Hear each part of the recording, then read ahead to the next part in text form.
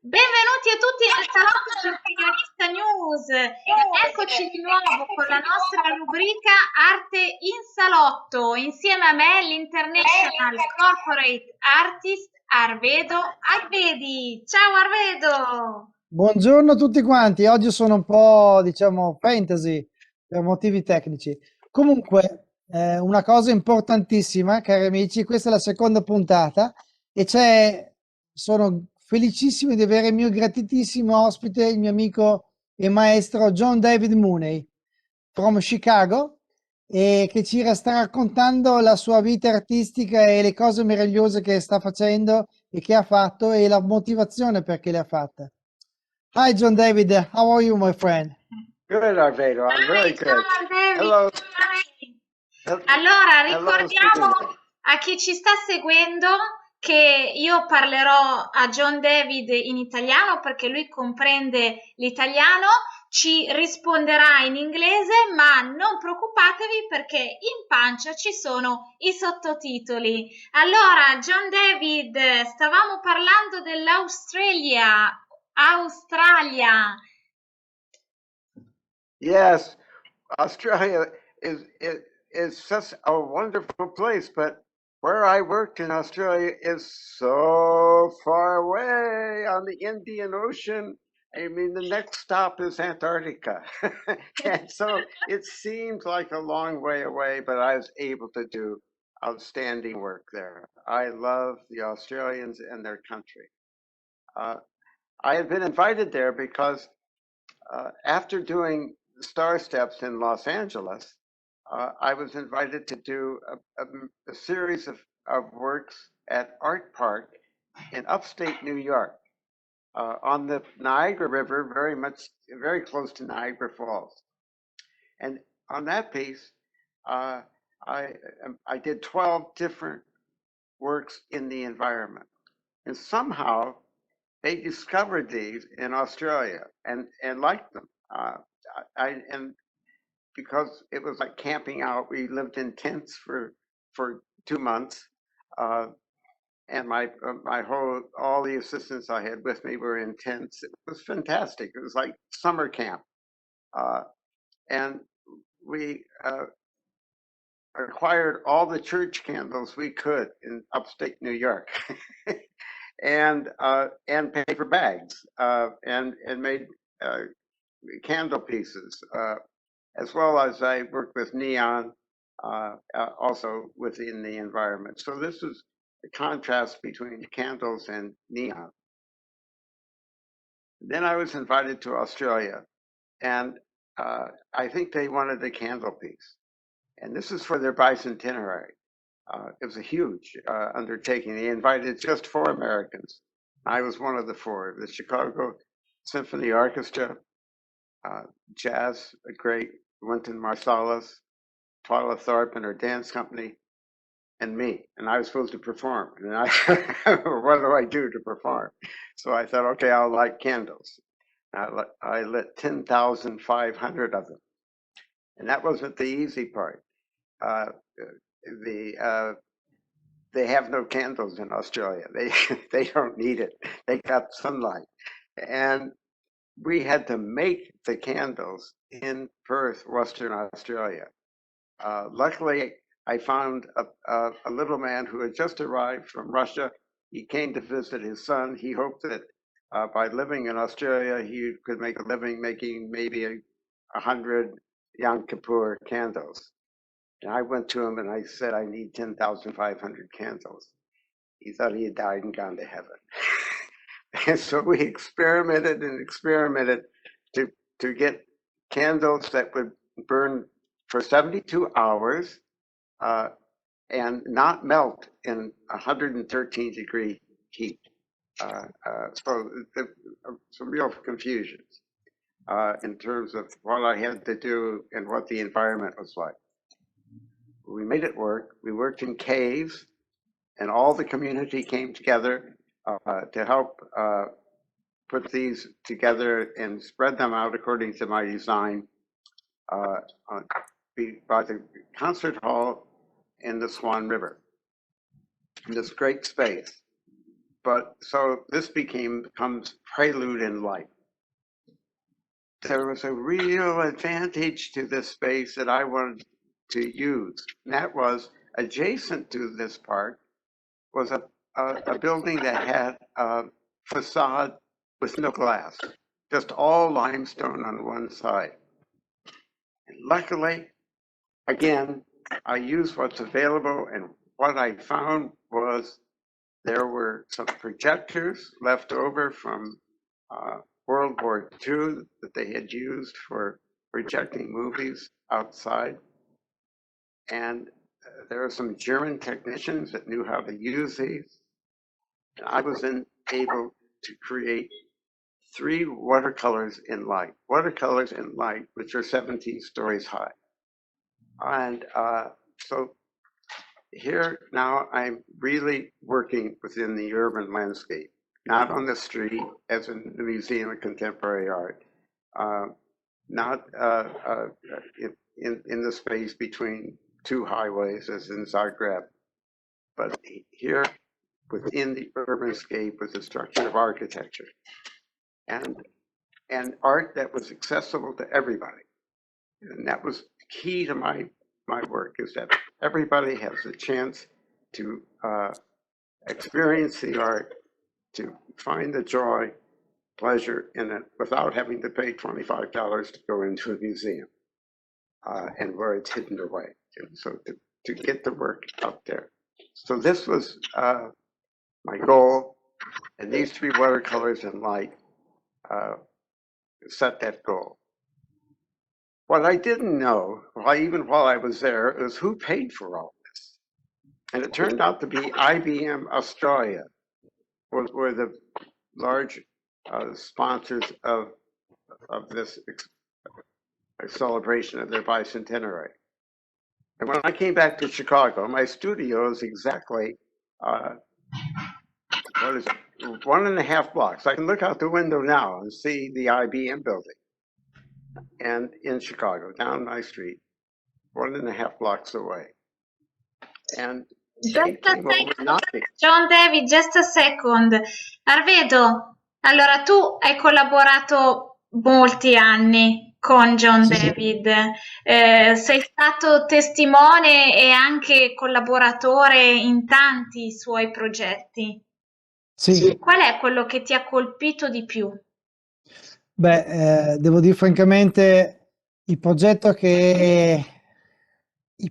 della vita è stato quello di Atlanta, Stardance in Atlanta, perché essere protagonista di un progetto che viene visto per delle Olimpiadi, che è diventato il totem delle Olimpiadi e che viene visto da 1,5 miliardi di persone in giro in tutto il mondo, perché Bell South Building era esattamente a 200 metri dal villaggio olimpico ed era su una collina di Atlanta e perciò era visto da tutta la città, e qualsiasi ripresa che veniva fatta nella città in ogni caso aveva questa ripresa.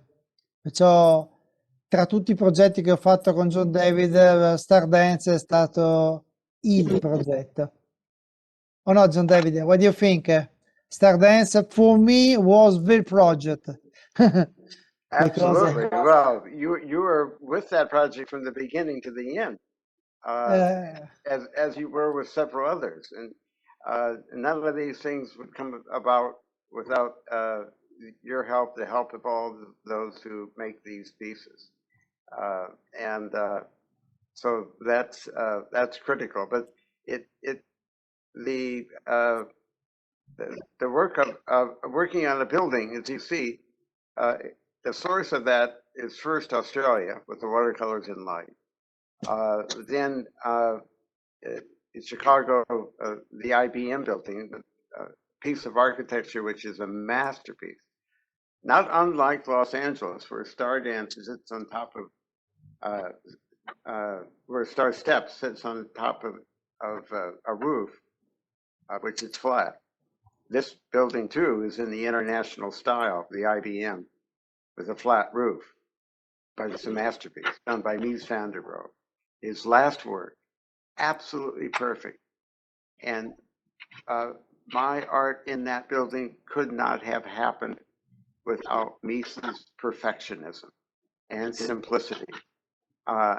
Every detail within the building is so well thought out and so perfect in harmony and in balance that I was able to take all 52 floors of the building, and which is a big step from a 17-story high building, to 7,192 windows. That building is all windows, and transform it into a light sculpture. However, I was a bit scared that Mies van der Rohe turned over in his grave by what I did to his perfect building and making this art. But it was a piece that could be seen from the airport if you arrive into the city, and since it was such a tall building, it could be seen everywhere. But in every case, you pull back the layers and find out why you're making the build, why you're making your artwork. How does it relate to the place that you're working? And in Australia, I was pulling back a design that Walter Burley Griffin had basically laid out based upon Chicago's city plan of 1909 plan. And so I was finding that, and I felt very comfortable. But I wondered why no building had built on this major site, State Street in Kinsey, where the IBM is, before. So it's bound by the river by State Street. State Street was the first, one of the early bridges that crossed the river. And the settlers had taken money from the Indians and built these bridges. Interesting that the native population that was here, which were mostly Potawatomi, but Menominee and so forth, their money and their livelihood stopped when the bridges went up, because before that they had been ferrying across the river the residents of Chicago. The river cuts right through the city, right through the middle. And then I found out that the site of this building, the IBM building, was the treaty house. When the Indians lost their income by taking people in a boat across the river, ferrying them back and forth, they got all riled up. Their money had been spent to use a bridge that took away their income, and their income of ferrying was no longer necessary. And they went marching through the business district, and they kind of created a disturbance, to say the least. And so they wanted their land back, rightfully so. So there was a treaty house made that the United States would on this site where the present IBM building is. And they were supposed to have the land in north of the river where I sit in my studio forever. Of course, that didn't happen. And it's sad. But I could pay homage to them. So I transformed this building into a homage to the Native American. And I had just come back from working in Chaco Canyon in New Mexico. And this is one of the truly sacred spaces in North America. It's beautiful. It's an 11-mile long space with all of these kivas and constructions where the Indians would come and spend time. No evidence that they lived any permanent dwellings. It was like a sacred place that they would go to. And I took as my inspiration what I saw on the walls, all the paintings on the sides of the caves, and they're beautiful pieces in Chaco Canyon. And also a piece called the Sun Dagger, which was created like a cathedral. Fujada Butte sits at the end of this 11-mile causeway. And the sun comes through and hits that as well as the moonlight, the Sun Dagger. And that's why I picked that up as the Sun Dagger, which was this major image for the IBM building. So there's all these layers that you pull back. And a much loved piece. And the beginning then of some urban interventions in architecture in North America. Getting away from putting something on top of a roof to transforming the entire building. Arvedo mentioned our project in Atlanta, which for the Olympics, which did both.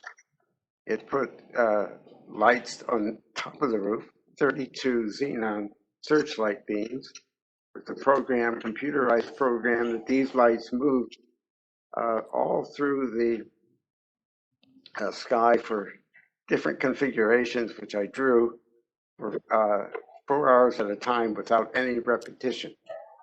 So that could be seen any place in Atlanta, from the stadiums, from the Natorium, from miles and miles away.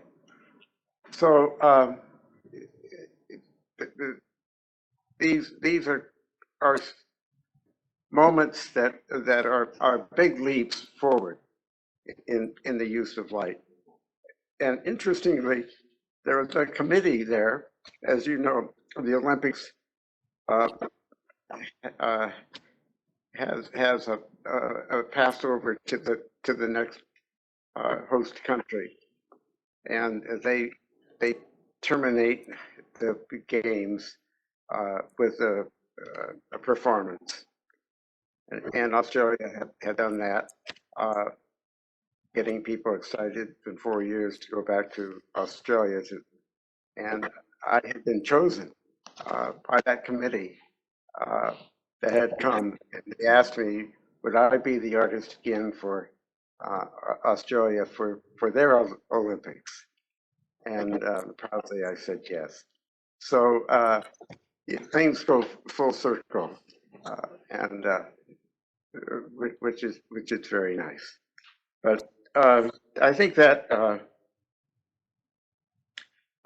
how the searchlights came to the Atlanta piece is because after I did IBM, as I said, the building is on the river in the State Street. American Airlines came to me, wanted me to do a major piece because they had just created a new terminal at the airport, but they don't have a building, they don't have any presence down the loop. I said, well, let's use the river. And so we'll use the river as your presence. And I created a barge called the American Airlines barge. The title, I would have to think back what the title was for the piece. But with that, along the south and north shores of the river, I use searchlights, going back to light space, 77. But here, almost as a column of light, and it's sort of moving all the way through. And of course, those lights then also moved and followed a score, a very complicated score that people had to follow. How many degrees the light moved in radial and an azimuth position, how long those each move took. It becomes a complete orchestration. So that kind of was the simple inspiration to use for Atlanta, and the searchlight piece at the top of that piece. But Arvedo, you have to tell them about how the process of installing a piece inside a building, what that's like. Beh, è un'esperienza particolare perché le luci venivano installate all'interno del palazzo con dei neon avvolti in questi gel colorati e venivano appoggiati all'interno della finestra, nello spazio, diciamo, tra della finestra, che sono ovviamente delle finestre in vetro blindato. Perciò avevo uno spazio di circa 20 centimetri dove appoggiare la lampada. E ovviamente di fronte alle finestre spesso e volentieri c'erano le scrivanie, di conseguenza dovevi saltare sulle scrivanie e appoggiare la lampada all'interno della cosa che non è esattamente molto facile. Devo dire è un'esperienza meravigliosa. E poi il disegno, che poi si vedrà nella fotografia, era un disegno molto particolare perché era composto. In ogni facciata c'erano dei semicerchi azzurri fatti con delle lampade di auto che rappresentavano appunto i giochi olimpici e c'era un percorso che saliva per tutto il palazzo perché la scultura rappresentava l'elevazione dello spirito umano verso le stelle, appunto Star Dance, la danza delle stelle, che portavano lo spirito umano attraverso l'Olimpiade verso il cielo. E tutta la scultura era sviluppata in questo modo qui. La scultura, parliamo di un palazzo di 48 piani con quasi 5.000 luci e insomma una cosa molto particolare. Allora, sarebbe bellissimo continuare ad ascoltare tutta questa bellezza, questa arte, queste cose straordinarie che sono state fatte e di cui tu, Arvedo, ripetiamolo, sei stato testimone, collaboratore e poi sei arrivato in Italia e hai portato tutto questo tuo bagaglio di esperienze e adesso lo stai mettendo al servizio delle aziende italiane. Purtroppo però il tempo a nostra disposizione per oggi si è esaurito, quindi dobbiamo salutare John David Mooney in collegamento con noi da Chicago. Lo ringraziamo. Thank you, John David. Thank you. Thank you. Thank you very much. I really appreciate it. E lo invitiamo a venire a trovarci in Italia direttamente. Certamente. Sì, ma avremo un'altra occasione perché John David è una persona troppo importante per la cultura e per, diciamo, l'arte del mondo. Di conseguenza, visto che John David usufruirò della sua disponibilità per parlare ancora con lui nelle prossime puntate, perché ogni sua parola per me e per tutti noi è importante. Capire la filosofia e il modo di operare nell'arte moderna, secondo me, sono passaggi importantissimi e avere un personaggio come John David disponibile a raccontarci della sua storia è un momento molto importante. Perciò, John David, we are going to ask you to be back with us again to continue our path in the modern art of lighting. Okay? I would like that. I would like that. Thank you. Okay. Grazie Arvedo, grazie John David e noi ringraziamo tutti voi di essere stati qua insieme e ci vediamo come sempre il giovedì alle ore 18 per Arte in Salotto. Ciao! Arrivederci, ciao a tutti. Ciao. Bye bye. Bye bye. Bye bye.